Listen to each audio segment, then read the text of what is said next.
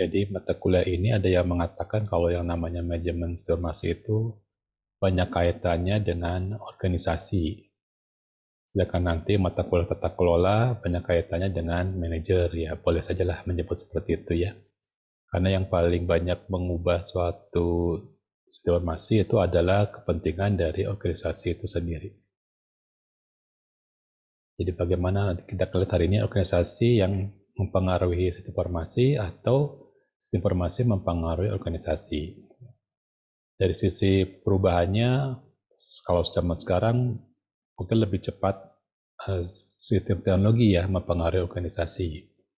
Tapi juga di dalam sistem realnya yang harus mengikuti itu adalah teknologi mengikuti organisasi, bukan organisasi mengikuti teknologi. Ya, itu kebalikan. Jadi kalau di praktek realnya kita harus mengikuti keinginan owner ya, bukan kita orang IT yang ingin diikuti, kebalik ya.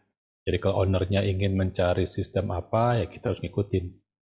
Jangan sampai kita menolak karena alasan tidak sesuai dengan sistem, ya tidak bisa. Tetapi juga tentunya kalau organisasi kadang-kadang secara real itu suka meminta sesuatu yang tidak masuk kepada etika IT, ya itu kadang-kadang kita harus tolak ya. Misalkan contohnya di sini kita lagi prodi informasi akan akreditasi ya. Karena kita orang IT, kita bisa mengubah data dengan tidak selamanya jujur ya, bukan bohong tapi tidak selamanya jujur. Nah, kalau misalkan organisasi meminta untuk kita tidak jujur, nah itu tentunya melanggar etika IT. Walaupun kita bisa, kita itu akan melanggar. Dalam hal ini kita harus memberikan penjelasan kepada owner atau kepada yang menyuruh kita, organisasi, misalkan kalau kita membuat sistem yang datanya tidak jujur, itu konsekuensinya akan ditanggung berupa resiko. Salah satu resiko berupa reputasi. Tapi pada prinsipnya di sini kita tidak boleh langsung menolak, tidak boleh, tapi kita harus berikan penjelasan. Karena pada prinsipnya yang namanya alignment atau penyelarasan antara organisasi dengan IT adalah yang harus mengikuti orang IT-nya. IT diminta mengambil data dengan cepat, mengambil keputusan dengan cepat, kita harus ikutin. Tidak bisa kita bilang servernya tidak mampu, ya nggak bisa kita ikutin. Karena saya sudah ceritakan di minggu lalu, dalam dunia kerja itu tidak mengenal program studi. Jadi kalau orang IT, mereka sudah berpikir kita jago hardware, jago software, nggak peduli dari sistem informasi, dari sistem komputer, dari teknik komputer, dari komputer ekspekutasi, organisasi tidak peduli. Atau dalam ini perusahaan tidak peduli, pokoknya orang IT harus bisa semuanya. Nah, mereka tidak kenal namanya program studi, pokoknya kita lulusan IT aja. Itu yang ada di lapangan. Jadi pembagian program studi hanya ada di kampus, sedangkan di tempat kerja itu tidak ada. Kadang-kadang mereka membutuhkan yang menjadi programming, tidak peduli mau dari sisi informasi, dari informatika, walaupun informatika lebih kuat, mereka tidak peduli. Yang penting bisa programming. Contohnya bahasa pemrograman Ruby on Rails. Sudah ada yang pernah dengar Ruby on Rails? Sudah Pak? Sudah pernah? Ya, waktu itu ada beberapa penjelasan Ruby on Rails di, kalau saya lupa himpunan mahasiswa mana yang menyelenggarakan Ruby on Rails ya. Ruby on Rails itu adalah bahasa pemrograman yang digunakan untuk membuat suatu enterprise ya. Kalau zaman sekarang ada beberapa program yang gratisan ya. Kalau dulu itu kita harus bayar untuk membuat suatu program Ruby on Rails ya. Itu yang sering dipergunakan. Kalau sekarang apa yang sering digunakannya? Apa namanya? Saya ada. Tergantung stacknya Pak. Kadang Node.js gitu Pak. Iya ya. Ada Odoo ya sekarang juga. Betul Pak. Di sini berapa orang yang sudah tahu program Odoo? Belum tahu ya. Belum Pak, Kemarin baru pernah dengar. bulan apa itu, bulan pertengahan tahun lalu itu himpunan komputerasi akuntansi ya memberikan semacam pelatihan mengenai program Odoo ya. Odoo itu membantu proses yang ada di siklus finansial atau akuntansi suatu perusahaan ya. Gunakan Odoo ya. Kalau pakai Oracle mahal, Oracle buatan Jerman itu mahal. Salah, SAP yang buatan Jerman, SAP itu buatan Jerman, pakai Oracle juga mahal. Mereka itu program-program yang nanti kita akan belajar di aplikasi entrepreneur ya. Oke, karena sudah cukup banyak, kita masuk materinya. Saya sharing dulu. Nanti kita akan bahas di mata kuliah ini di bagian aplikasi entrepreneurs, yaitu ada beberapa pemrograman yang dipergunakan dari yang mulai open source sampai yang berbayar ya.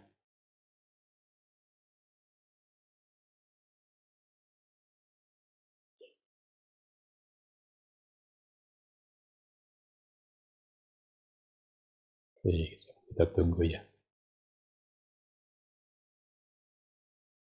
Nah, hari ini mata kuliah manajemen sistem informasi, judulnya pengaruh manajemen informasi pada organisasi dan strategi ya. Kita akan lihat dari sisi organisasi apa sih sebetulnya. Jadi sekali lagi intinya adalah sistem informasi mendukung organisasi.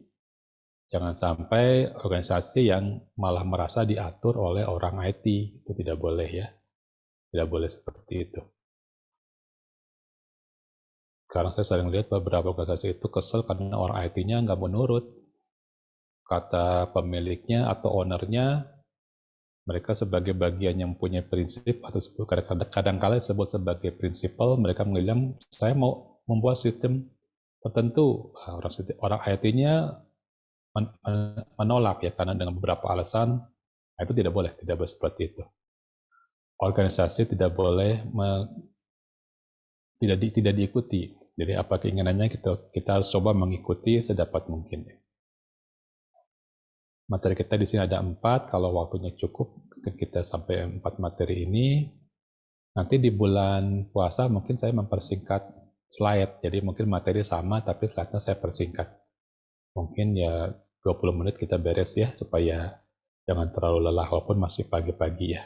Kalau nanti ke depan bulan puasa. Siap, Pak. Hari ini juga ada tugas kelompok. Saya berikan tugas dalam bentuk kelompok karena minggu depan sudah bulan puasa ya. Jadi supaya nggak terlalu capek, bisa bagi-bagi cara menjawabnya gitu ya. Bisa buat tugas kelompok, tidak tugas pribadi. Jadi setelah perkuliahan ini akan saya aktifkan tugas kelompoknya. Nah, kita akan lihat tugasnya dari perspektif sistem informasi. Secara teori, organisasi itu dipengaruhi oleh informasi. Secara teori ya. Tapi secara prakteknya, organisasi lebih banyak mempengaruhi sistem informasi. Terutama pemicunya adalah dari lingkungan. Lingkungan ini adalah orang-orang yang menjadi stakeholder di luar.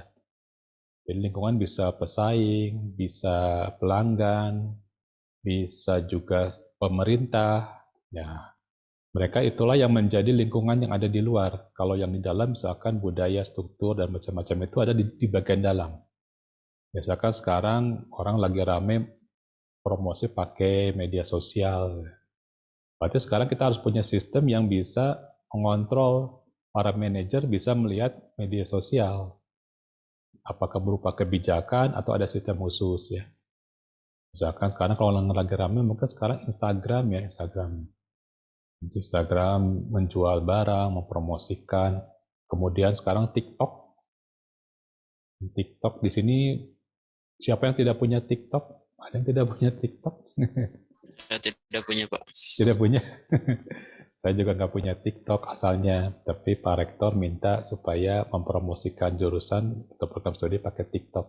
Jadi belajar TikTok. Tapi kalau kita buat lucu-lucuan, saya juga malu. Bukan termasuk tipe yang bisa membuat sesuatu yang lucu-lucu. Ya akhirnya TikToknya jadi kaku ya. Ya pokoknya kita ikutin perkembangan.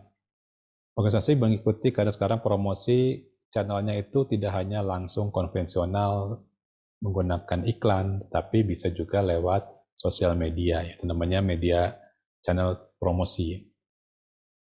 Hubungan ini macam-macam biasanya dipengaruhi tadi oleh lingkungan ya, oleh struktur organisasi. Kalau strukturnya vertikalnya banyak, misalkan ada pemilik, di bawahnya ada komisaris, ada direktur, manajer, sampai ke bawahnya sangat banyak, tentu sistem juga agak kewalahan karena harus mensuplai data itu untuk setiap tingkat yang berbeda ya.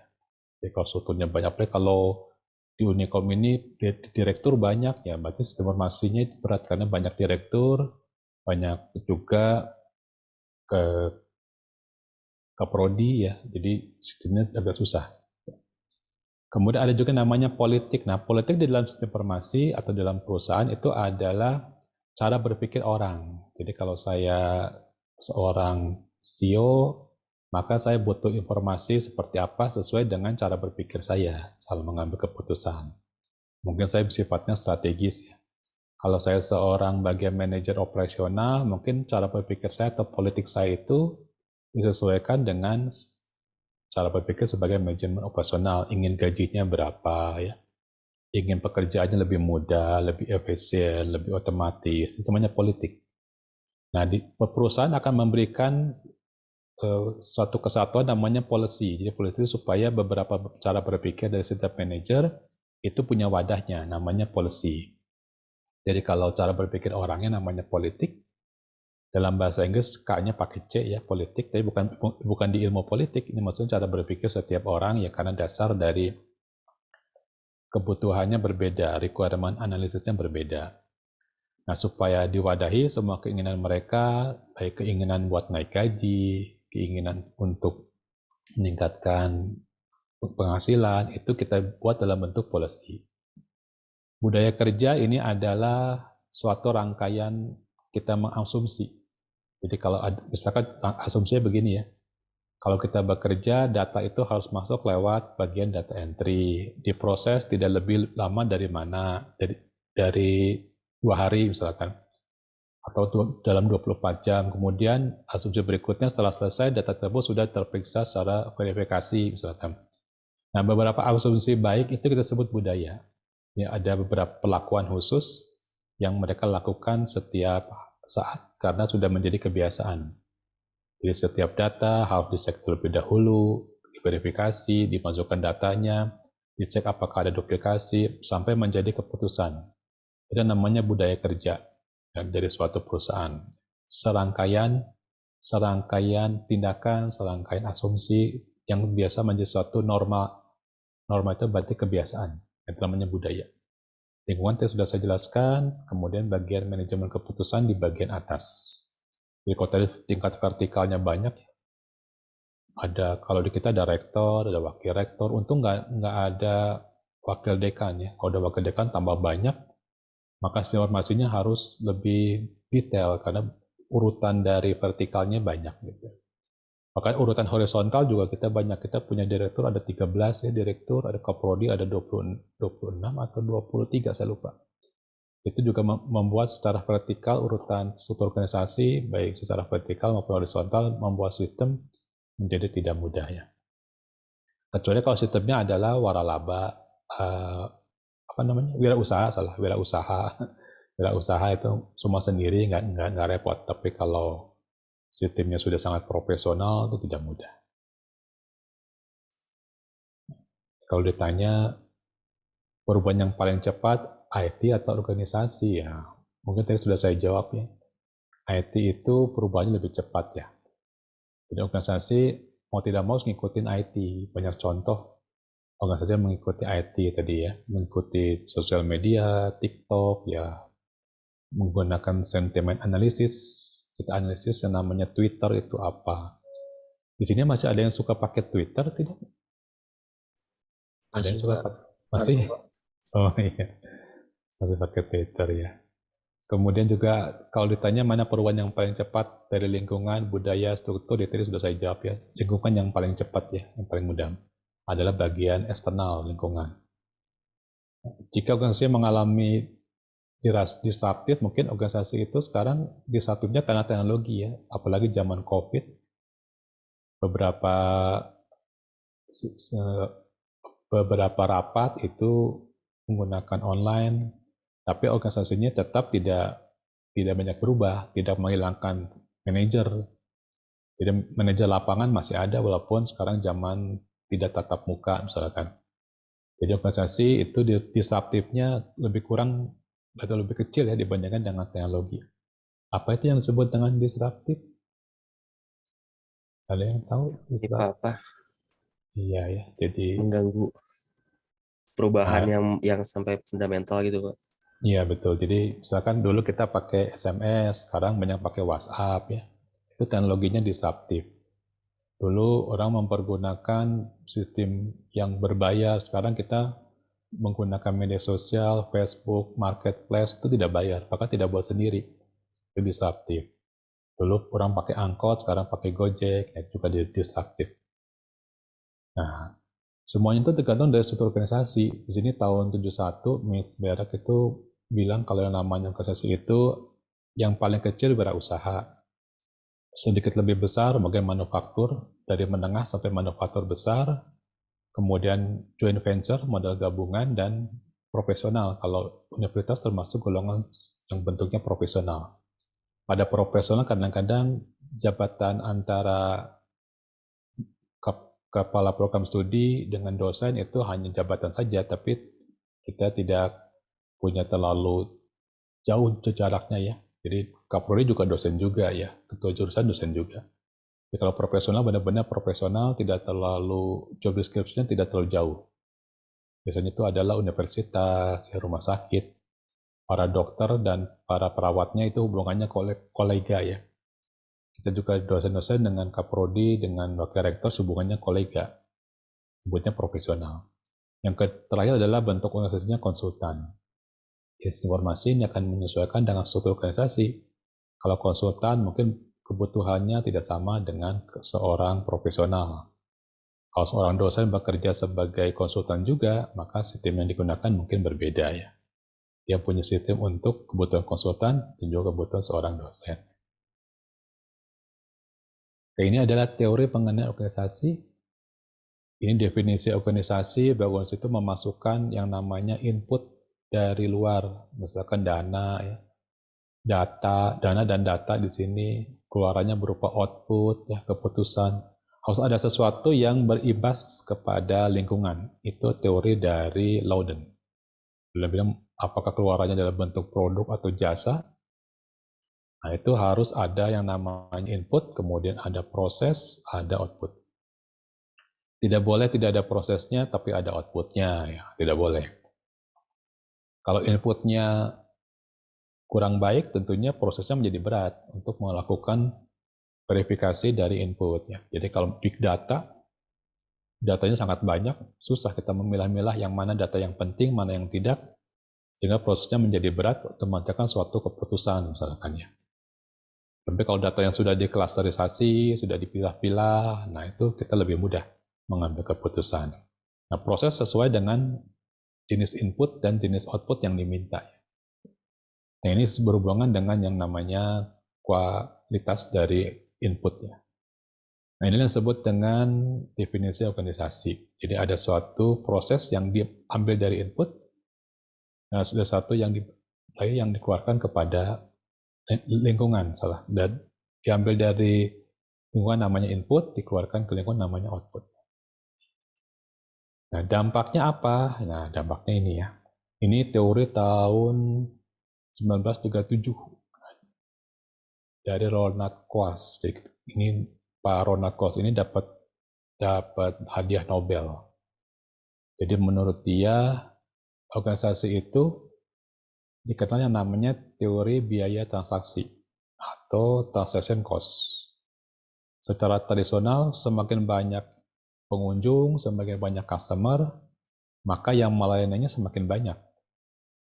Ini secara konvensional. Jadi ada biaya yang harus kita membayar orang yang melayani customer. Atau ada salesnya semakin banyak kalau misalkan yang customer yang mau dilayani semakin banyak. Tapi tidak terjadi pada yang modern, karena pada modern kita bisa mengganti dengan sistem. Jadi sales mungkin cuma satu, tapi setiap pembeli itu bisa pesan lewat online. Sistemnya tidak sukar, sehingga cost transaksi menjadi lebih murah. Atau juga menggunakan chatbot ya. Nah, di sini kita bisa melayani customer itu dengan satu sistem, tidak pakai jumlah banyak orang. Misalkan kalau kita ingin bertanya lewat sistem online, yang membantu customer, misalkan kita butuh orang yang bisa 24 jam hadir ya, tapi kalau pakai chatbot mungkin lebih cepat kita bisa jawab. Nah, ini disebut dengan teori dari biaya transaksi. Supaya perusahaan untung, maka harus mengurangi yang namanya biaya produksi dan biaya transaksi. Nah, cara menguranginya itu menggunakan sistem informasi. Kita bisa beli tiket. Kalau beli tiket pakai aplikasi apa? Suka dipakai. Apa yang suka dipakai? Coba. Tiket.com, Pak. Oh ya, boleh. Ada lagi? Silakan. Sambil kalau nggak ditulis apa yang sudah dipakai. Aplikasi apa kalau kita mau beli tiket nanti pulang mudik pakai apa? Traveloka, Pak. Traveloka. Ya, betul ya. Kadang-kadang saya juga punya aplikasi yang untuk kendaraan yang berwarna hijau, saya nggak nyebut mereknya ya. Jadi kalau mau mudik, saya pakai kendaraan itu tinggal buka aplikasinya. Tidak perlu ada orang yang banyak menangani, cukup dengan sistem bisa menangani beberapa orang yang mau pesan tiketnya. Nah, itu disebut dengan teori biaya transaksi. Yang kedua, itu nanti adalah teori pada tahun 70-an. Dan 40 tahun kemudian namanya teori biaya agensi. Jadi satu namanya teori biaya transaksi, satu lagi teori biaya agensi. Nah, menurut organisasi, kita harus menyewa orang yang jago untuk mengelola organisasi. Yang menyewanya adalah biasanya pemiliknya ya, atau dewan pemegang saham. Kita sebut dengan prinsipal. Nah, prinsipal itu adalah orang-orang yang menyewa, sedangkan yang disewanya adalah orang-orang jago yang tangguh ya. Itu kita sebut agen. Maka sebutnya teori biaya agensi. Kalau mau perusahaannya bagus, maka pilihlah CEO yang sudah terkenal atau SEO yang sudah terkenal. Di sini mahasiswa nanti kalau 3 tahun lagi lulus harus menjadi orang yang dicari-cari perusahaan, yang diperebutkan oleh perusahaan. Itu namanya teori B agensi. Semakin cerdas kita, semakin jago kita, semakin piawai kita mengelola suatu perusahaan, maka kita harus dibayar dengan biaya yang lebih mahal, itu biaya agensi. Saya kenal dengan salah satu orang situasi yang kerjanya di bidang compliance. Compliance itu memahami tentang peraturan yang harus diikuti oleh informasi. Itu dia dibayar mahal karena dia ahli ya di bidang itu ya. Ini namanya teori B agensi. Jadi kalau kita dulu kita semakin banyak bertumbuh perusahaan, maka harus mempekerjakan banyak manajer yang kompeten. Kalau sekarang kita bisa dibantu ya, seorang manajer tidak perlu ada di perusahaan.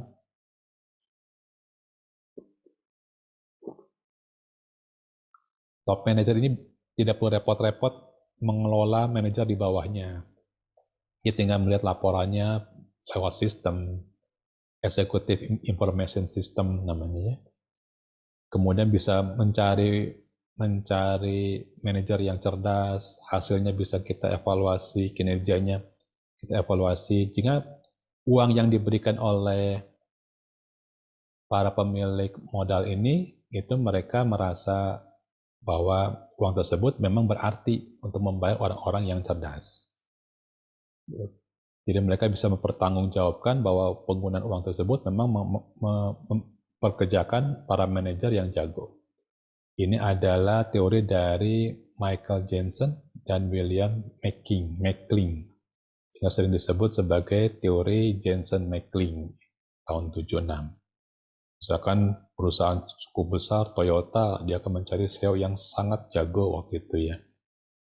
Supaya perusahaannya jalan. Nah, kalau sekarang, para CEO ini bisa terbantu dengan mudah. Dan para pemilik modal juga bisa mengamati kinerja dari CEO dengan biaya yang murah karena ada sistem disebut dengan biaya agensi.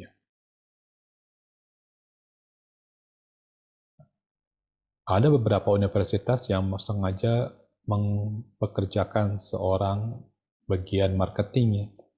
Jadi membantu rektor khusus sebagai marketing. Orang ini sangat jago sehingga universitasnya menjadi mahasiswanya semakin banyak. Nah, seperti itu ya. Jadi tidak selamanya kita organisasi yang namanya pendidikan itu tidak perlu seorang marketing. Kadang-kadang kita perlu seorang marketing untuk mempromosikan universitas supaya jangan sampai salah. Karena kalau marketingnya pakai TikTok harus hati-hati ya, karena kita khawatir bukan yang dapatnya bukan mahasiswa baru, malah orang-orang malah menjadi tidak suka sama Unicom. Kalau kita pakai TikTok ya harus hati-hati. Nah kemudian dari sisi perubahan sistem atau change management, itu ada yang unik ya, kadang-kadang perusahaan itu menjadi lebih flat ya, lebih rata ya. Karena dipikir tidak perlu terlalu banyak birokrasi secara vertikal, cukup mungkin ada CEO, bawahnya manajer bagian middle, dan manajer bagian operasional. Meratakan struktur organisasi. Ya, tentunya ada pekerjaan-pekerjaan yang dibantu oleh sistem. Tapi kerugiannya ada beberapa manajer yang dikeluarkan, ya, di PHK. Yang kedua, kalau terjadinya perubahan sistem, itu nggak mudah ya, pasti ada yang menolak. Misalkan kita punya sistem sekarang pakai online, tentunya ada yang bersyukur, ada juga yang menolak ya. Kita mengganti cara kita pakai data. Dulu saya mengajar absensinya itu pakai Google Form. Sekarang saya rubah sistemnya menggunakan report yang ada di Zoom. Itu lebih praktis ya. Nah, kita mengubah. Tentunya kalau hal tersebut mahasiswa merasa diuntungkan, yang datang pasti tercatat ya. Tapi tidak semudah itu. Pasti ada semacam penolakan dari suatu pengguna kalau kita mengganti sistemnya. Penolakan ini bisa karena sudah terbiasa, mungkin pakai sistem yang lama, atau kita punya update sistem yang fiturnya kurang bagus dibandingkan dengan dulu ya. Misalkan kita masuk ke Google Play, kita update, ternyata sistem tersebut tidak lebih bagus daripada sistem yang lama. Nah, pasti terjadi resistensi atau penolakan dari kita sendiri, dari pengguna. Nah, sistem baru juga tidak mudah. Nanti kita akan belajar khusus tentang change management di pertemuan setelah UTS. Jadi orang IT tidak boleh sembarangan ganti sistem. Harus disimulasikan dulu, buat prototype, kemudian ada uji kelayakan, jangan sampai langsung sistemnya diubah sehingga protes. Contoh yang paling gampang itu Gojek ya. Saat dikeluarkan terjadi protes di masyarakat karena ojek online merasa tersaingi. Yaitu karena perubahannya terlalu drastis ya. Coba kalau para ojek online itu sudah diminta menjadi peserta ojek online, ya pasti mereka suka ya. Jadi, kalau sekarang sudah tidak ada masalah karena sebagian besar ojek online itu juga ojek pangkalan ya. Nah itu perubahan sistem harus hati-hati, jangan sampai mendadak, karena orang IT merasa sistemnya bagus, dapat diimplementasi, tapi tidak memikirkan pada saat di launching itu ada keterbatasan atau ada butuh waktu untuk pelatihan, untuk dibuat mengerti. Ya itu perlu butuh waktu lah. Ya, yang ketiga adalah tidak ada batasan ruang dan waktu ya. Kita di Unicom itu ada keuntungan karena bisa mengundang dosen-dosen yang dari luar negeri ya, dari universitas lain untuk memberikan diskusi secara online, webinar misalkan. Saya juga suka senang mengikuti ada beberapa CEO atau CEO yang memberikan pengalamannya bagaimana sih menggunakan sistem informasi dan memanfaatkannya di perusahaan. Kita bisa melakukan conference dengan orang-orang yang berbeda di belahan dunia lain ya. Di Amerika mungkin sekarang lagi jam 8 malam ya, jam 8 malam. Kalau di Inggris juga sama, masih jam 12, jam 1 pagi ya, jam 1 sampai jam 2 pagi. Ya kita bisa melakukan webinar dengan orang yang berbeda. Bahkan para manajer tidak harus ada di tempat. Jadi kalau zaman sekarang kantor kosong. Berapa manajer yang tingkatnya dari middle sampai top mungkin mereka ada di rumah atau ada di tempat lain tapi tetap mengontrol perusahaan. Nah ini paradigma baru yang tidak semua owner mengerti ya.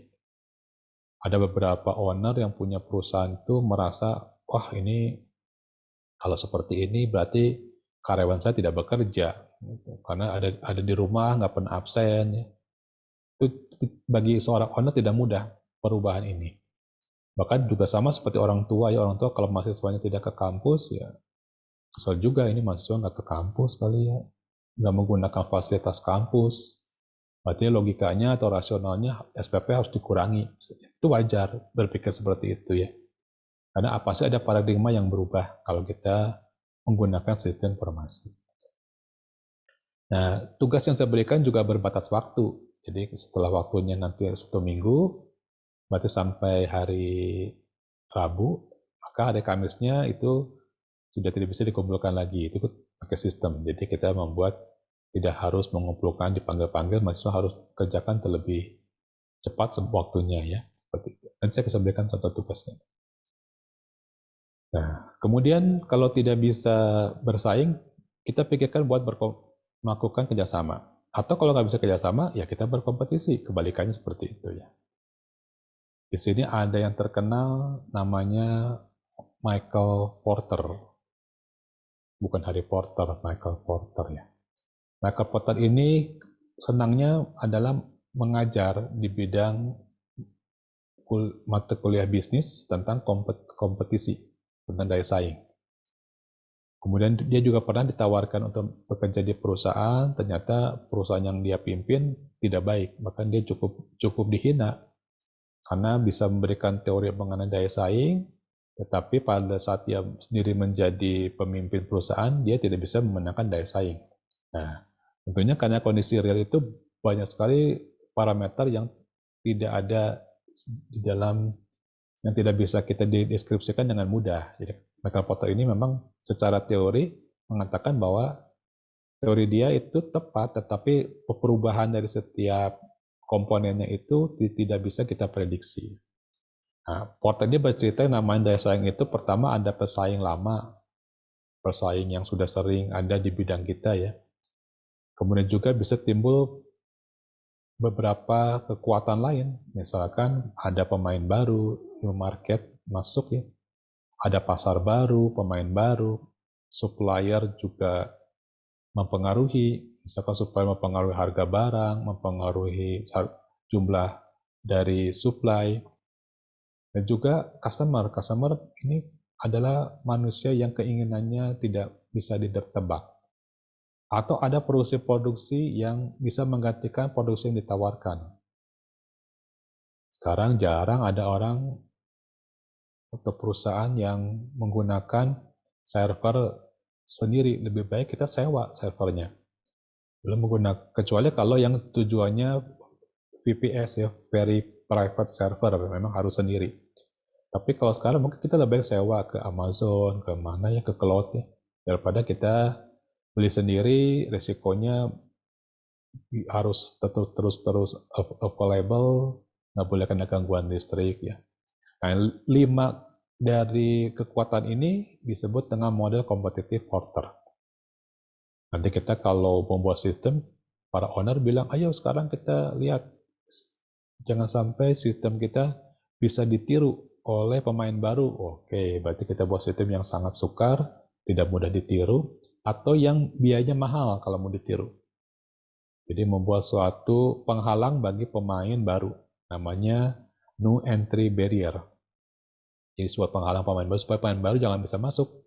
Misalkan ini ada di perusahaan Telkom, telekomunikasi, sengaja membuat suatu infrastruktur yang sangat mahal, sehingga pemain baru tidak mudah masuk. Jadi beberapa tertentu membuat suatu prasarana yang sangat mahal dan sangat canggih, yang tidak bisa diikuti oleh pemain baru yang modalnya kecil. Nah, itu salah satu kita mengatasi pemain baru. Macam-macam ya, ini merupakan 5 bagian dari kompetitif yang diberikan oleh Michael Porter. Kalau di universitas, mungkin ada universitas dari tempat lain membuka di kita. Jadi yang domisilinya di tempat lain membuka di kita, atau universitas asing secara global membuka di kita, itu menjadi suatu pemain baru yang menjadi kompetitor. Atau customernya mungkin dari mulut ke mulut, kakaknya bilang jangan masuk ke Unicom, karena kakak saja kuliahnya lama sampai 7 tahun. Nah, sehingga adiknya tidak mau masuk, jadi bisa dari mulut ke mulut, customer mempengaruhi, jadi kita harus berhati-hati. 5 ini merupakan usulan dari Michael Porter. Nah, caranya yang diusulkan oleh Michael Porter itu ada yang disebut dengan cost leadership, kemudian diferensiasi produk, dan kemudian fokus dari produk. Yang pertama adalah cost leadership. Jadi di sini uang berperanan penting. Akan memberikan barang atau jasa itu dengan harga yang semurah-murahnya. Jadi menekan harga supaya semurah-murahnya. Jadi uang merupakan yang utama, cost leadership. Jadi cost leadership itu dia menjual barang dengan harga yang sama dengan kompetitor, tapi harga produknya itu ditekan. Entah bagaimana caranya ditekan, mungkin dia tidak pakai manusia, dia pakai mesin, sehingga biaya manusianya menjadi lebih, tenaga kerjanya menjadi lebih murah, nah namanya cost leadership. Kalau tidak bisa, dia berikan sesuatu namanya diferensiasi produk. Jadi membuat suatu bentuk yang berbeda-beda, sehingga customer bisa milih. Bisa milihnya itu bisa berdasarkan harga, berdasarkan kualitas, bisa milih sesuai dengan kebutuhan. Ini yang dilakukan oleh Amazon dalam menawarkan sistem cloud-nya. Jadi setiap penyewa itu bisa melakukan customisasi dari produk. Jadi kita bisa membeli paket-paketnya sesuai dengan produk yang kita mampu. Kemudian perusahaan dari penyedia provider untuk pulsa juga sama, menyediakan paket-paket dengan berbagai variasi supaya setiap pembelinya bisa membeli sesuai dengan kebutuhan. Jadi kalau kita bayangkan kita dari sistem informasi agak susah sebetulnya mencari sistem yang sedapat mungkin tetap untung dengan jumlah tawar yang sangat banyak. Jadi kalau kita jadi pengelola penjual jasa pulsa, misalkan Telkomsel, Mentari, itu tidak mudah kita membuat berbagai variasi supaya customer tetap mau datang ke kita. Kita buat diferensiasi produk. Jangan sampai produk yang kita buat itu malah menjadi pesaing bagi produk sendiri ya. Itu tidak mudah. Atau kalau tidak ya kita gunakan strategi yang terakhir, yaitu kita cari customer khusus, sebutnya fokus kepada customer yang memang khusus. Ini ada cerita waktu saya pengabdian pada masyarakat. Kalau di bahasa Indonesia yang namanya dagang sama bisnis itu beda. Kalau di bahasa terjemahannya benar, dagang itu adalah bisnis. Tetapi kalau di prakteknya ternyata dagang sama bisnis tidak sama. Dia mengatakan kalau dagang ya kita jual barang, jual jasa. Tapi kalau bisnis itu cocoknya adalah dokter. Dokter itu kalau kasih obat pasti orang beli. Pasti orang nebus resepnya minimal setengahnya. Jadi maupun berapapun dikasih obatnya pasti orang beli. Itu namanya bisnis. Jadi berapapun kita kasih harga, orang akan beli. Karena dia tahu bahwa produknya itu sangat berkualitas dan bisa dia butuhkan buat kesehatannya. Nah, dalam sistem niche market, itu ada orang-orang seperti itu. Jadi sistemnya menghasilkan produk atau jasa berapapun yang dijual, orang akan membelinya. Karena mereka membutuhkan sistem tersebut. Nah, inilah yang disebut dengan niche market. Jadi membuat sistem yang memang benar-benar memiliki customer yang berapapun dikasih harganya pasti beli. Itu disebut dengan bisnis bagi UMKM. UMKM mengatakan kalau bisnis tersebut itu berapapun harganya orang mau beli. Sedangkan kalau dagang ada tawar-menawar antara pembeli dan penjual. Nah, itu bedanya. Ketiga ini merupakan yang diusulkan. Jadi cost leadership, diferensiasi produk, dan proses fokus. Ini merupakan bagian yang diusulkan oleh Porter. Tentunya kita harus membuat juga relasi dengan pelanggan dan pemasok. Jadi kita harus tahu apa keinginan dari customer. Nanti kita akan lihat bagaimana caranya memahami keinginan customer. Itu ada di pertemuan keberapa kita akan bahas ya. Sekarang mungkin kita bahas sedikit saja dulu. Nah, ini ada kasus ya. Di sini ada kasus yaitu Telkom tahun 2020 itu itu menutup kerjasamanya dengan eBay, yang namanya belanja.com. Sistemnya waktu itu adalah mempergunakan sistem seperti eBay. Jadi menjualnya itu adalah kita bisa membeli barang langsung yang menggunakan sistem tawaran tertinggi, namanya belanja.com. Rupanya cara seperti ini tidak laku, karena para pemain baru waktu itu yang muncul adalah Shopee ya, baru muncul di situ, Blibli baru muncul. Mereka tidak menawarkan cara sistem yang menggunakan lelang atau menggunakan tawar-menawar. Banyak orang yang tidak suka tawar-menawar. Mereka ingin yang namanya cashback, dapat diskon, ada ongkir yang disubsidi, dikurangi. Itu yang menarik.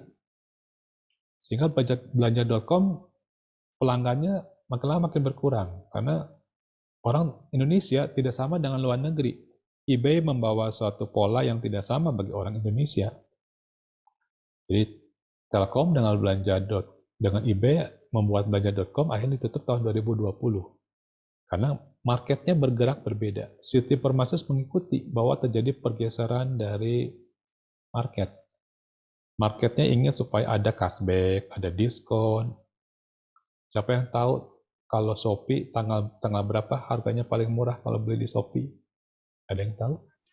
Yang kembar-kembar Tanggalnya aja Pak. sama-sama bulannya, Pak. 11, 12. Hebat, memang 25, mahasiswa lebih Pak. jago ya. Ya itu yang dikejar. Jadi kalau kita gunakan sistem eBay pakai lelang, malas sekali pakai lelang gitu ya. Lebih enak yang ngejar itu yang harga diskon. Apalagi kalau lagi free ongkir, waduh, saya juga suka sama dosennya juga. Lagi free ongkir, wah banyak yang saya beli. Padahal yang nggak terlalu butuh. Karena itulah masyarakat Indonesia ya. Kemudian di sini contoh yang saya berikan adalah perang tarif antara Grab dengan Gojek. Gojek kasih diskon, Grab juga, macam-macam. Nah, terjadi kompetisi. Kompetisi ini nggak bisa dihindarkan. Tetapi masalahnya orang situasi ada di mana? Posisinya kita harus mencari data dengan lengkap buat berkompetisi. Jadi kalau mau perang tarif, ya kita harus tahu bagaimana kita menawarkan tarif yang semurah-murah, tapi masih untung. Nah, kita membantu orang marketing menyediakan sistem untuk mempersiapkan tersebut. Jangan sampai mau perang tarif tapi nggak punya data, nggak punya informasi. Gitu. Sama seperti belanja.com, belum survei pasar, sudah kerjasama duluan dengan eBay. Ternyata dalam waktu sekitar 4 tahunan nggak ada yang beli. Ya itu karena transformasinya harus menyediakan data yang diperlukan untuk bisnis, untuk kompetisi. Unicom juga memberikan kuliah secara online, itu untuk sebagian mahasiswa itu menguntungkan ya, karena nggak harus bayar sewa kos, itu salah satu keuntungan. Kita harus survei juga.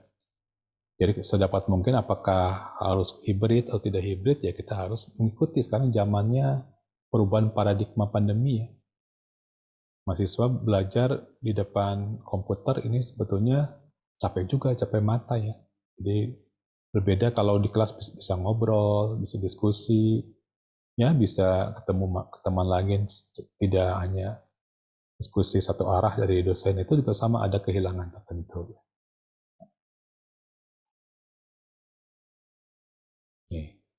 Yang kedua dari Michael Porter adalah dia mengusulkan yang disebut dengan business value chain. Business value chain itu meniru supply chain, jadi jangan sampai salah ya, ada value chain, ada supply chain. Kalau supply chain ini yang di bawah, jadi dari supplier mengirimkan produk bahan baku sampai di gudang, sampai di perusahaan dicetak atau diproduksi, dimanufaktur menjadi barang setengah jadi, kemudian dimasukkan gudang lagi, jadi barang jadi, akhirnya dikirim. Itu adalah supply chain. Kalau value chain, yang value itu berarti informasi yang penting. Value itu berarti informasi yang bernilai. Dibagi dua, di sini ada bagian yang aktivitas primer, ada aktivitas sekunder. Aktivitas yang namanya value chain ini yang di bagian atas, yang bentuk seperti ini ya. Nah, di setiap masing-masing bagian komponen dari supply chain itu punya value chain masing-masing. Misalkan di bagian departemen pendidikan punya value chain sendiri, di bagian departemen marketing punya sendiri value chain. Bagian primer itu diawali dengan inbound logistik. Dalam bahasa UK atau Inggris British disebutnya inbound. Kalau orang Amerika disebutnya inbound.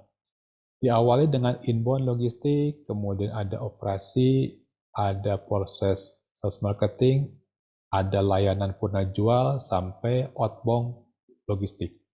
Ini kalau di bagian perusahaan. Kemudian ada bagian aktivitas yang pendukung. Bagian keuangan, human resources, administrasi, teknologi, atau procurement. Sehingga dihasilkan satu nilai yang minimal dibutuhkan oleh pengguna. Kalau bisa lebih, jadi namanya value added.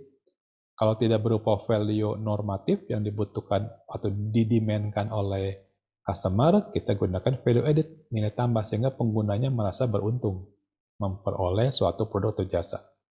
Nah, value chain ini ada salahnya. Jangan sampai bagian support ini mengganggu bagian primer.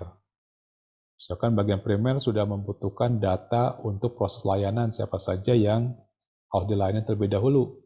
Jangan sampai tidak punya data dari human resources. Jadi jangan sampai bagian pendukung ini mengganggu proses layanan bagian primer, atau bagian pendukung ini mendikte bagian primer.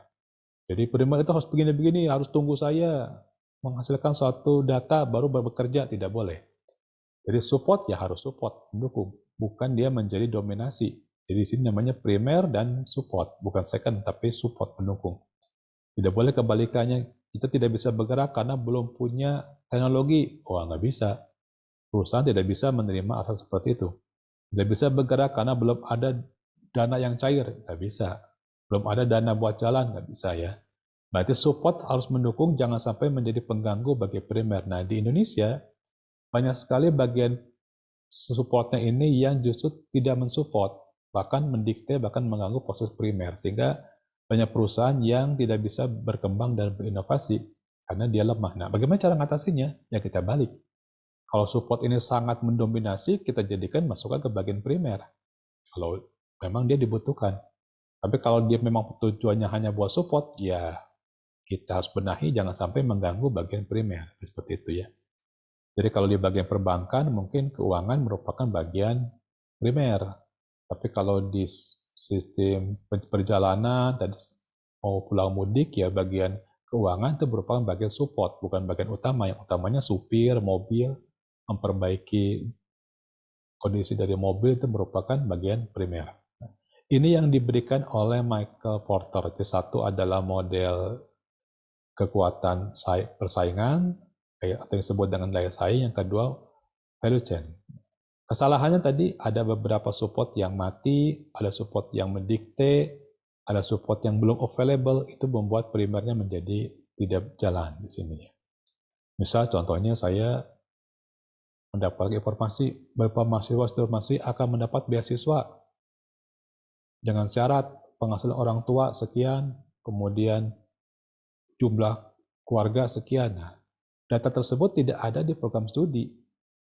Berarti harus mencari ke bagian pendukung, mungkin ada dari BAK atau BAU yang bisa memberikan data siapa yang layak mendapatkan beasiswa.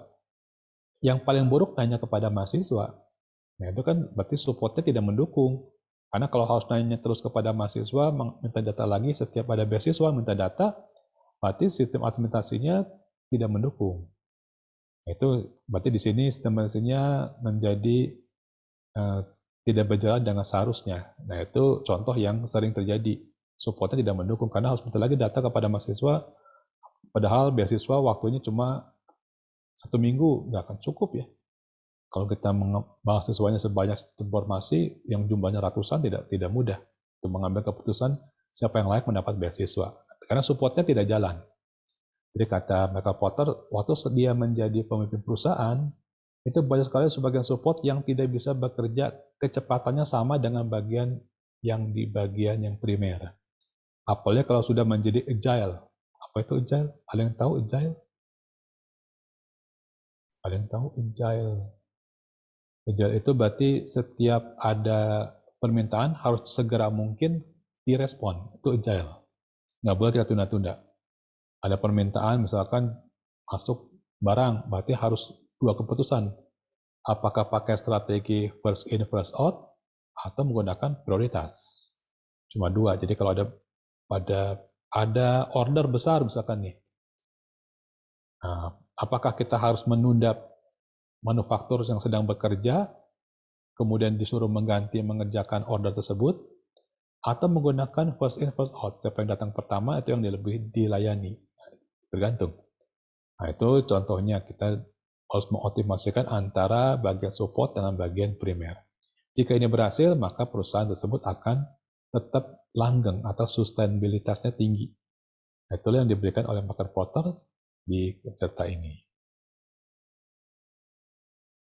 Nah, kemudian ada sinergi, ada kompetisi inti. Sinergi berarti kerjasama ya. Kerjasama dengan pihak-pihak yang mempunyai kemampuan yang berbeda. Bukan yang sama, berarti kerjasama dengan pihak-pihak yang punya kemampuan yang berbeda. Atau kita memperkuat diri sendiri, namanya core competen. Nah, ini yang namanya sinergi ya. Jadi, beberapa orang masuk ke marketplace ya. Unicom sekali lagi punya unicom.minika.com bagi yang mau coba-coba berjualan, silakan coba dari sana masuk ke marketplace yang sudah lebih besar ya. Nah, ini kumpulan-kumpulan dari beberapa penjual, beberapa UMKM gabung jadi satu. Ada kuliner, ada perjalanan, ada penyimpanan barang, logistik, macam-macam lah. Kita bisa gabung jadi satu. Nah, kita sinergikan penjualan kita menggunakan media sosial yang disebut dengan S-marketing. S-nya berarti social marketing ya. Marketing pakai Facebook, pakai Instagram. Sudah ada yang pernah jualan menggunakan Instagram? Ada yang pernah menjual menggunakan Instagram, jualan barang? Belum pernah pakai fitur marketplace-nya, Pak. Oh, belum pernah ya. Oke. Saya jualan kue. Jadi supaya bisa bercerita, masa dosen cerita bisnis tapi nggak pernah bisnis gitu ya. Jadi saya jualan kue itu pakai sistem yang ada di Instagram menggunakan promo berbayar. Saya gunakan yang paling murah yang satu hari itu 20.000. Kemudian segmennya saya atur supaya yang nerimanya adalah kira-kira kalau kue yang lebih suka laki-laki atau wanita yang lebih suka ya. Cewek, Pak. Iya betul. Jadi saya usahakan yang segmennya kan kalau di Instagram itu bisa ngatur segmen, targetnya adalah wanita ya. Kemudian usianya usia yang mahasiswa lebih banyak yang senang kue dibandingkan dengan orang yang sudah ibu-ibu atau usianya mungkin dari sekitar 19 sampai mahasiswa sampai berapa sih? 24 tahun ya, sampai 24 tahun. Kemudian daerah promosi pilihlah kalau yang paling jauh mungkin Jakarta lah, jangan terlalu jauh nanti biaya ongkirnya mahal. Jakarta. Kemudian cara mengirimkannya, nah kita pikir apakah diterbitkan pagi, siang atau sore gitu. Oh, tapi kalau yang 20.000 nggak punya waktu penerbitan ya. Kalau yang 100.000 itu ada. Waktu penerbitannya itu dipublikasikan jam berapa ya. Atau kita pakai pengelola media sosial, misalkan kita pakai pengelola sosial, pakai Hotsuite yang bisa menjadwalkan kapan munculnya. Jadi misalkan kalau mahasiswa baca mungkin setelah sholat jam berapa, kita kirimkan atau pas makan siang, sambil makan pasti dia lihat ponsel, nah itu kirimkan pada jam tertentu. Nah, kita bisa atur marketplace dengan media sosial, sehingga orang bisa baca pada tepat waktu. Kemudian juga ada beberapa startup yang muncul. Sebagai startup ada yang masuk ke marketplace juga ada juga yang memakai media sosial, pakai startup ya. Di sini banyak sekali di Indonesia startup yang muncul, yang sekarang mungkin sudah berkembang dari yang paling kecil itu unicorn ya, saya lupa. Kalau nggak salah paling kecil itu unicorn tipenya ya, dari unicorn sampai mungkin lebih besar jadi apa gitu. Nah, ini adalah program sinergi. Sekarang nggak bisa kita kerja sendiri. Misalkan kalau pakai Lazada, mengirim barangnya sudah sewa pihak ketiga. Ya. Lazada itu bisa nyewa selain JNE, mungkin ada Si Cepat, ya. Ada Tiki, ada PT Pos, macam-macam. Jadi kita nggak perlu repot-repot mengirim barang. Di bagian pemasarannya bisa kita minta bantuan dari marketplace untuk promosi, menaruh kita di bagian yang pertama mungkin. Nah, kita bisa melakukan sinergi menggunakan beberapa fitur yang ada di dalam sini. Tapi kita nggak perlu menjadi pesaing fitur, kita nggak perlu lagi membuat marketplace yang sama, cukup gabung aja. Kita nggak perlu lagi membuat media sosial, kita cukup gabung saja di sini. Itu namanya sinergi. Nah, kalau core content itu kita memperkuat diri sendiri. Jadi kita perkuat diri sendiri, kita amati yang namanya customer, siapa tadi? Jadi saya bercerita mengenai customer itu merupakan core competence. Saya memahami customer saya siapa, sukanya jenis kue apa, kemudian mereka sukanya customer bagaimana. Kita memperkuat diri dengan mempelajari siapa kita dan siapa customer kita, siapa stakeholder kita. Namanya core competence. Kalau kita menguasai, maka customer tidak akan pindah ke tempat lain, tidak akan pindah ke lain hati. Nah, ini namanya bisnis. Kita bisa mengetahui ini yang diinginkan oleh perusahaan. Kita memperkuat diri kita ya supaya jago ya. Supaya orang tidak pindah ke yang lain. Ya. Misalkan kalau di Inggris itu, saya contoh di Inggris ya. Kalau di Inggris itu ada McDonald, ada KFC. Nah, kemudian ada perusahaan baru namanya Greggs. Greggs ini sebetulnya perusahaan kue. Karena saya mengikuti sejarah perkuean. Tapi Greggs ini tidak menjual yang seperti McDonald, tidak jual kentang, juga tidak jual seperti KFC, seperti Texas. Di sana nggak ada Texas, adanya KFC ya, KFC, kemudian McDonald. Jadi dia menjual yang namanya sosis roll. Karena sosis roll itu harganya cuma 1 pound, murah sekali, 1 pound. Kalau saya beli McDonald, dia itu sekitar 3 pound lah, 3 pound itu kali 20.000 lah, 20.000 rupiah 3 pound. Sedangkan kalau ke toko Greggs itu saya bisa beli sosis dengan harga 1 pound, lebih murah, dan makan sosis kadang-kadang lebih kenyang dibandingkan dengan makan ayam, karena kan di sana nggak pakai nasi, ya, nasi sama kentang. Terlalu mahal kalau 3 sampai 4 pound itu terlalu mahal. Nah, dia mengamati sebetulnya orang Inggris butuh apa sih. Kalau pakai sosis biasa, pakai sandwich, hotdog sudah bosan. Nah, dibikin sosis goreng, itu punya sosis roll. Itulah core competence. Mereka mempelajari sebetulnya market kita bergerak kemana. Nah, Unicom juga harus begitu. Itu mempelajari ini market kita bergerak kemana. Bentuk iklannya seperti apa. Apakah kekuatan Unicom masih robot? Apakah mau selamanya di robot? Nah, kita pelajari. Kalau kita sudah tahu kemampuan kita bisa berinovasi. Kita mahasiswa sukanya di ilmu apa? Atau sekarang belum terpikir mau kerja apa? Nah, kita diskusi nanti kalau kita lulus, tanyalah kepada jurusan profil yang menjadi target jurusan seperti apa, maka ilmu apa yang harus kita kuasai. Atau ada yang mencari adalah gaji. Oke, sekarang kalau lulus gajinya harus sebesar apa? Berarti kalau kompeten atau kompetensi inti yang harus saya kuasai apa? Beberapa mahasiswa ada yang belajar Swift. Swift itu adalah program untuk sistem operasi iOS dan program Apple ya, iOS.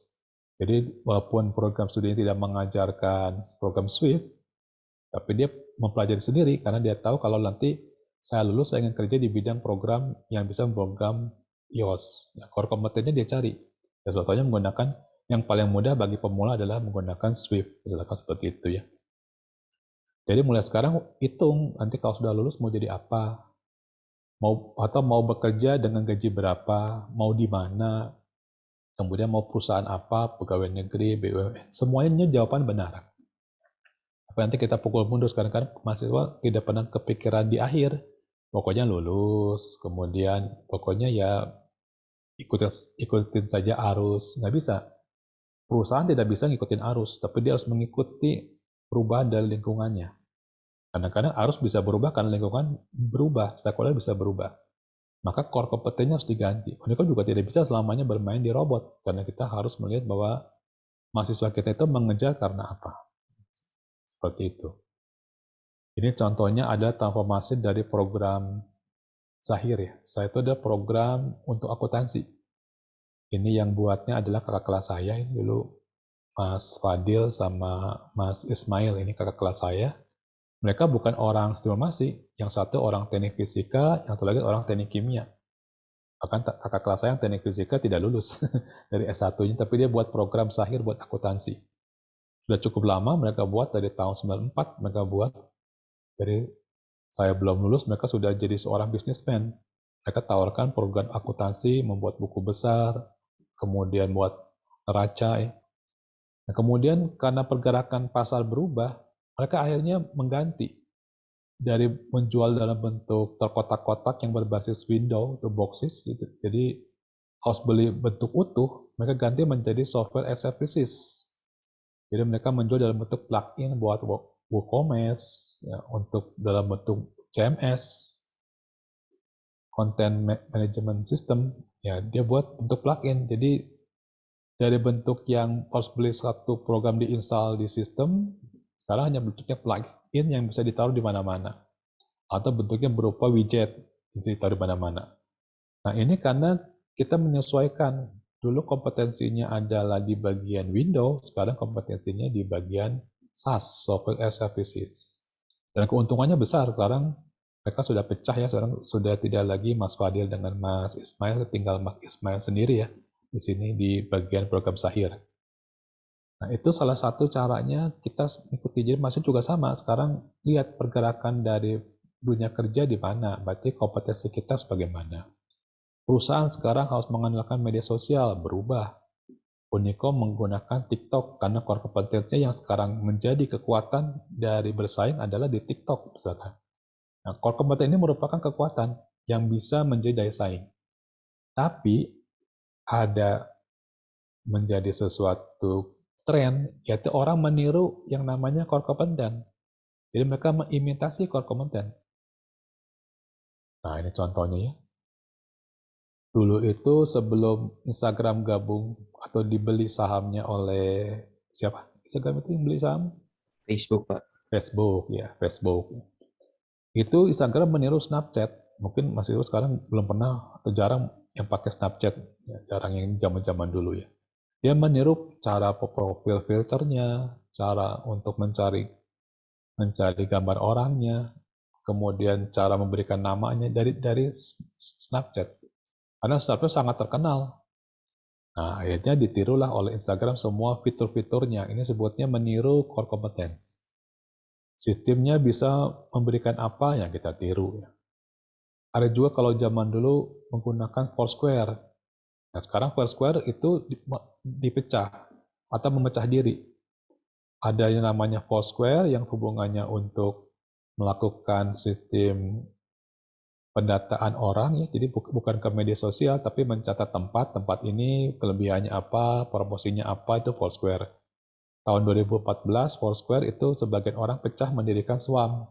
Kalau Swarm itu kebanyak kepada kita bisa melakukan komunikasi kepada teman-teman ya, teman-teman kita ada di mana, berkunjung ke hotel mana, berkunjung ke pariwisata mana, ada tempatnya, kemudian foto-fotonya ada. Lebih banyak untuk sama seperti Facebook, jadi melihat kondisi teman-teman kita. Nah ini terjadi karena core competence. Core competence-nya terbelah. Yang satu khusus Swarm kepada posisi dan media sosial, Foursquare terpisah hanya untuk proses pendataan tempat. Padahal dari satu tempat. Kita harus mencari core competence atau yang bisa dijadikan daya saing. Bisa dengan meniru yang sudah ada, atau mencari yang belum ada. Kadang-kadang mencari lebih susah ya, menjadi lebih susah. Apa kelebihannya ya? Misalkan kalau universitas, ada universitas yang double degree, supaya berbeda dengan lain, core kompetensinya double degree. Jadi kuliah di Indonesia sampai semester 6, semester 4, semester 7 sampai semester 8 mungkin kuliah di luar negeri ya, ada seperti itu.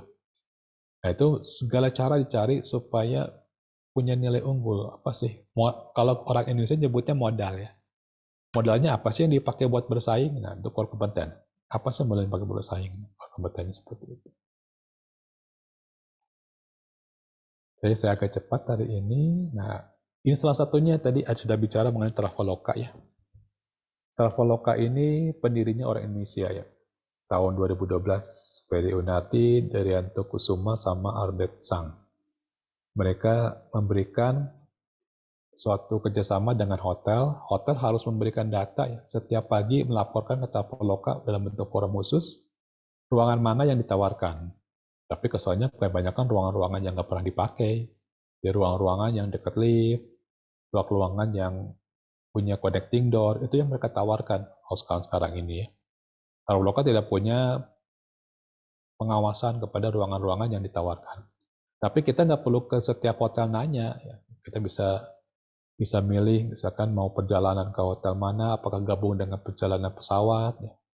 Kemudian wisata mana yang mau digabungkan, kita bisa melakukan pengecekan atau check-in lewat sistem. Kemudian kemampuan ini juga diambil dari Agoda. Jadi Agoda sudah lebih dulu dibandingkan dengan Traveloka dan Tiket.com. Agoda itu punya orang Singapura ya asalnya. Dulu namanya masih belum Agoda, masih Planet Holiday. Itu diambil, kemudian dibeli oleh perusahaan yang dari Singapura. Nah, Agoda sama, Agoda kebanyakan maksudnya buat hotel, tapi kalau Traveloka dan Tiket.com itu meluas ke semua objek wisata. Nah, di sini kita harus melihat kelebihannya apa, kemudian kita cari apakah core competence atau kompetensi ini bisa jadi keunggulan. Kalau keunggulannya kita tiru ya, kita modifikasi, amati, tiru, dan modifikasi ATM di sini. Nah, organisasi harus bisa melihat pesaingnya punya apa, pesaingnya apa yang ditawarkan, pesaingnya menggunakan sistem informasi untuk memasarkan dengan cara apa. Nah, kita tiru, kita amati. Pesaing kita menggunakan sistem untuk mengembangkan bisnisnya menggunakan kemampuan apa.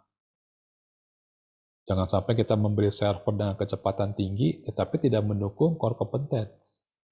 Jangan sampai kita menggunakan dana kita yang cukup besar, tapi tidak mendukung core competence. Nah, di sini butuh orang-orang yang menggabungkan orang seni informasi dan orang bisnis duduk bersama, diskusi sebetulnya apa sih kelebihan kita. Mahasiswa jangan merasa tidak punya kemampuan. Setiap orang punya kemampuan, ada yang kelebihannya bisa berbicara dengan baik, bicara dalam bahasa Indonesia tapi dengan kalimat yang baik yang bisa memotivasi. Mungkin dia cocok buat menjadi seorang bagian konsultan. Ada yang bisa mendeskripsikan sistem dengan requirement analysis dengan bagus, mungkin dia jadi perancang. Ada yang bisa mengimplementasikan dari suatu ide menjadi kenyataan, mungkin dia seorang perancang suatu program atau suatu sistem informasi. Ada juga yang punya pemikiran detail, bisa berpikir sampai 5 langkah ke depan. Mungkin dia jadi seorang auditor. Nah, setiap orang punya kompetensi itu yang berbeda-beda, sama juga dengan perusahaan. Ya kekuatan, kadang-kadang kalau kita nggak bisa bersaing, ya kita tiru. Atau kita mencari kemampuan daya saing yang berbeda, atau kompetensi inti yang berbeda. Itu caranya. Tadi misalkan belanja.com itu dia tidak mau mengeluarkan dana besar buat bersaing dengan Traveloka, dengan Shopee, dengan Lazada, daripada repot-repot meneruskan belanja.com bersaing dengan mereka, lebih baik ganti bentuk.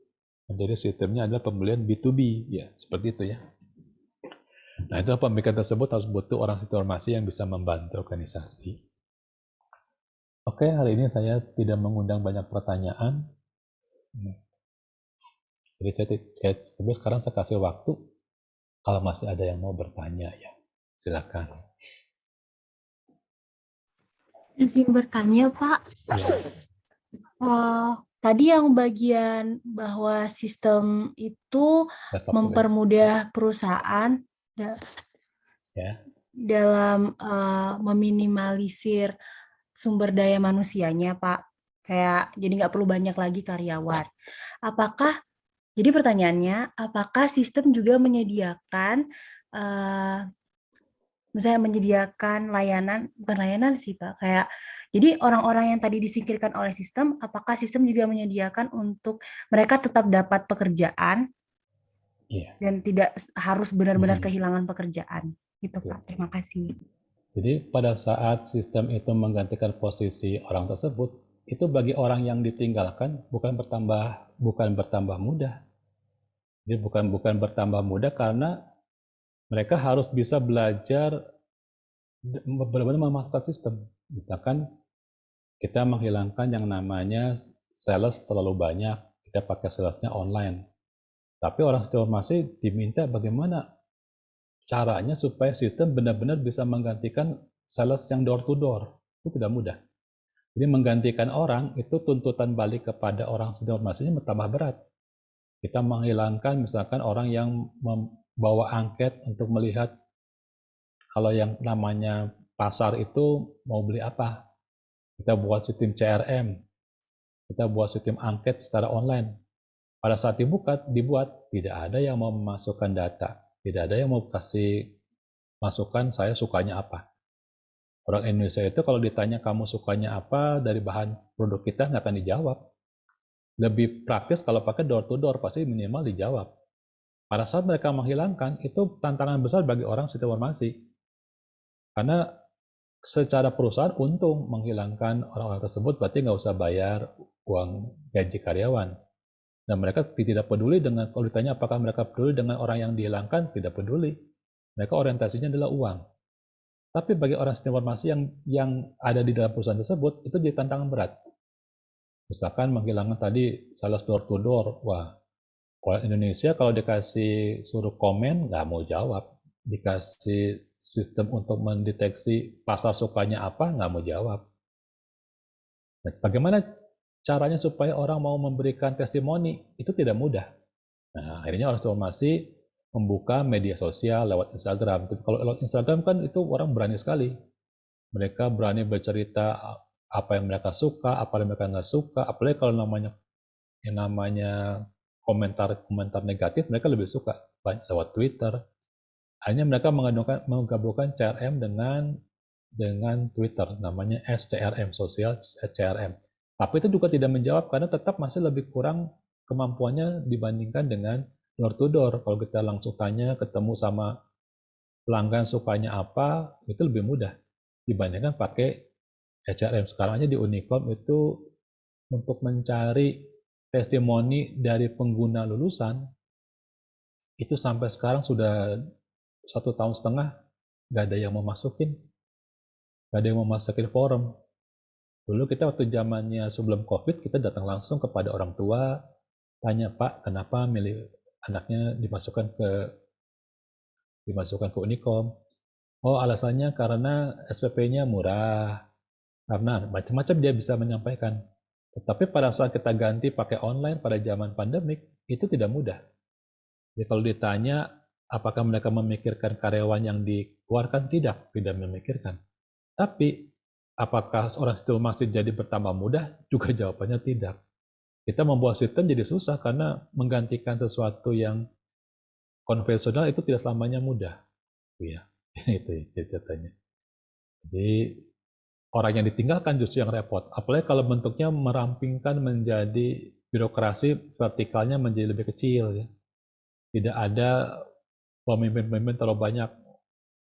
Itu juga tidak mudah. Berarti otorisasi menjadi lebih banyak.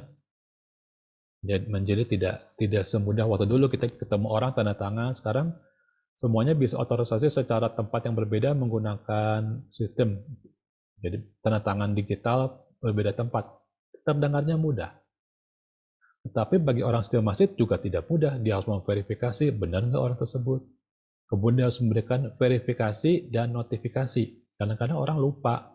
Oh, dia harus mengotorisasi suatu permintaan. Misalkan permintaan untuk clearing itu membutuhkan 2 otorisasi, manajer operasional dengan manajer bagian keuangan.